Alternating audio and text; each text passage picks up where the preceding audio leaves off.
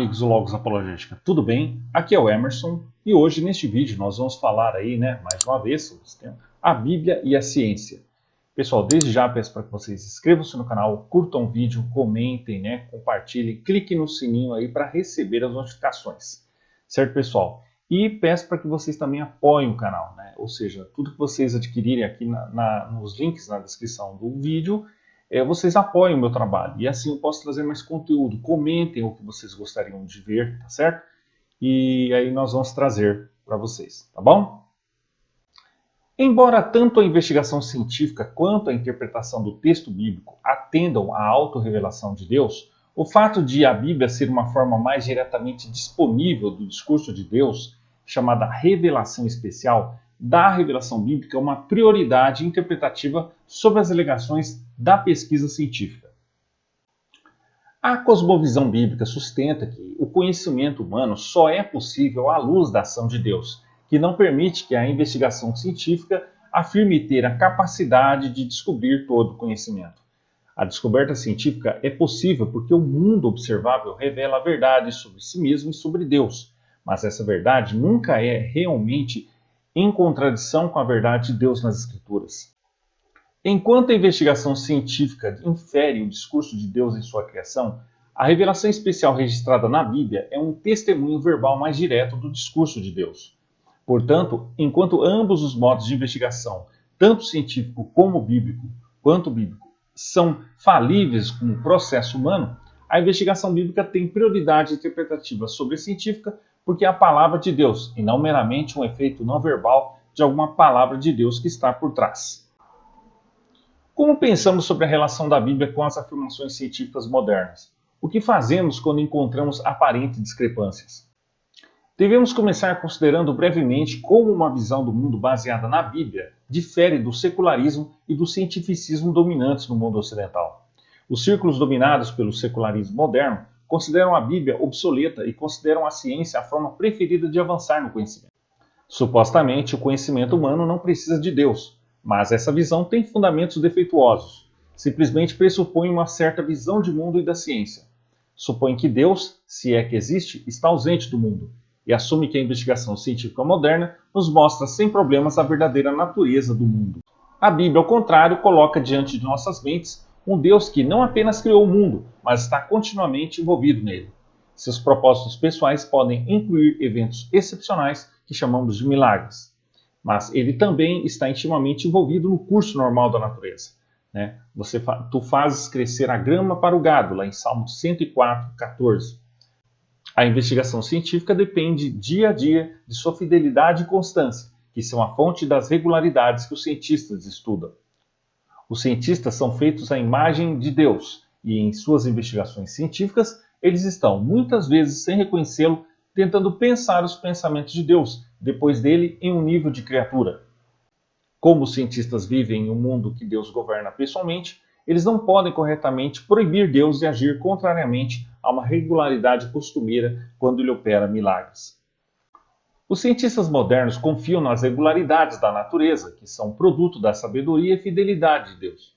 Mas para muitos, uma distorção entra, porque eles pensam que as regularidades ou leis da natureza são, em última análise, impessoais.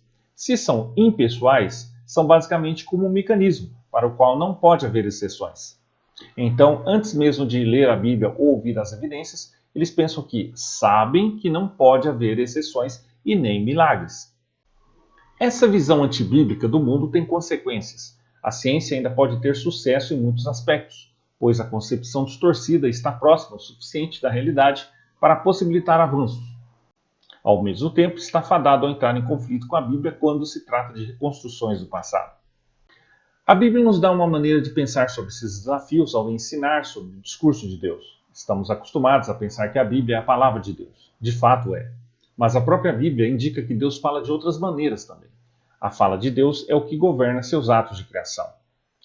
E Deus disse, haja luz, e houve luz. Gênesis 1:3. E Deus disse, haja uma expansão no meio das águas e separe as águas das águas. Gênesis 1:6.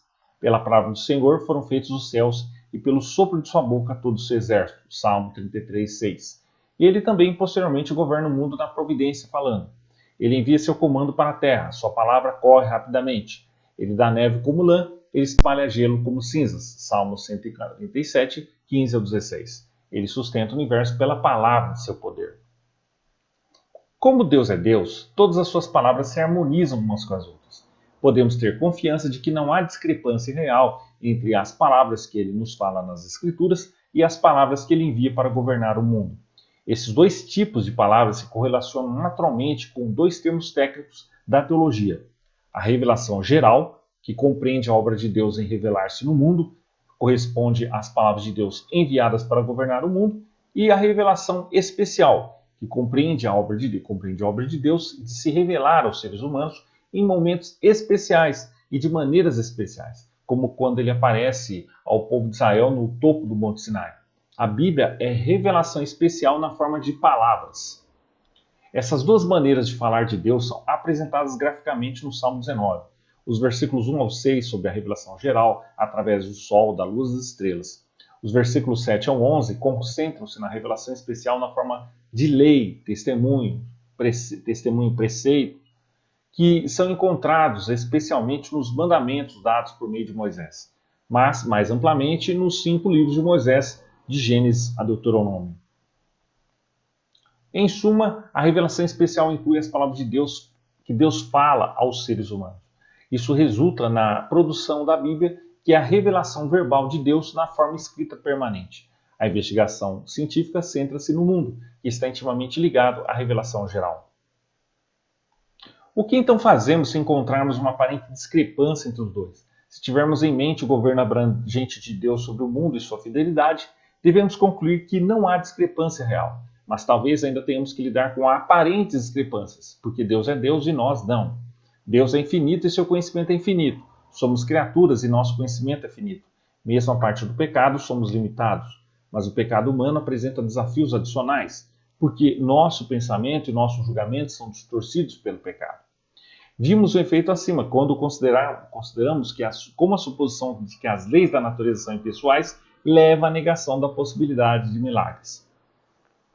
Quando encontramos aparentes discrepâncias, devemos simplesmente colocar a Bíblia e as afirmações científicas lado a lado? Não é tão fácil. A Bíblia e a ciência não são autoridades iguais. Nossa cultura secular moderna quer acreditar que a autoridade da ciência é quase absoluta, enquanto a autoridade da Bíblia foi eclipsada.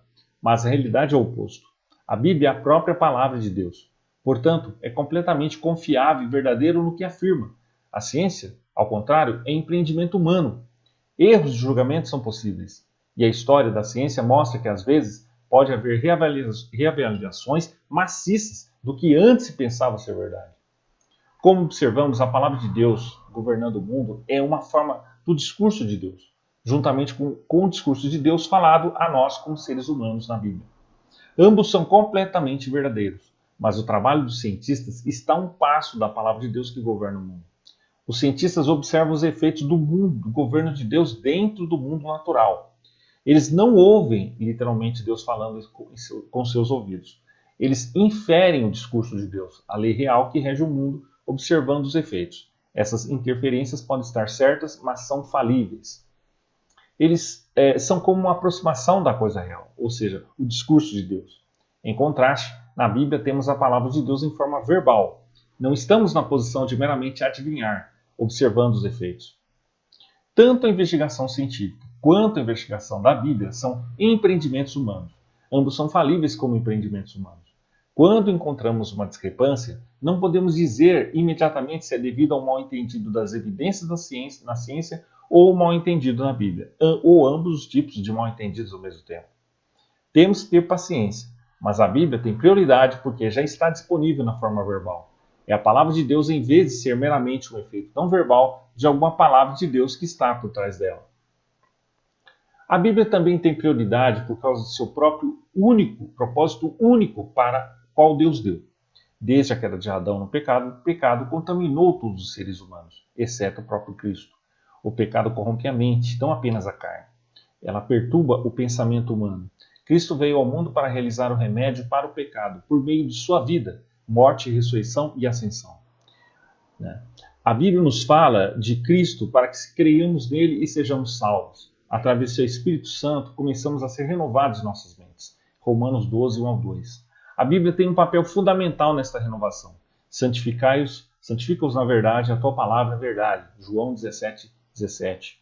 A renovação da mente, que então se estende para fora, para abranger todo o nosso pensamento sobre os caminhos de Deus nesse mundo. Começar com a Bíblia é começar do lado certo. Trabalhar o remédio da única maneira que Deus designou para ser feito, através da comunhão com Cristo. Então, cresçamos em uma posição na qual temos capacidade renovada de considerar as áreas de detalhes onde ocorrem aparentes discrepâncias. Isso não significa que sempre encontraremos uma solução fácil ou rapidamente, mas significa que estamos seguindo o caminho certo para explorar as dificuldades.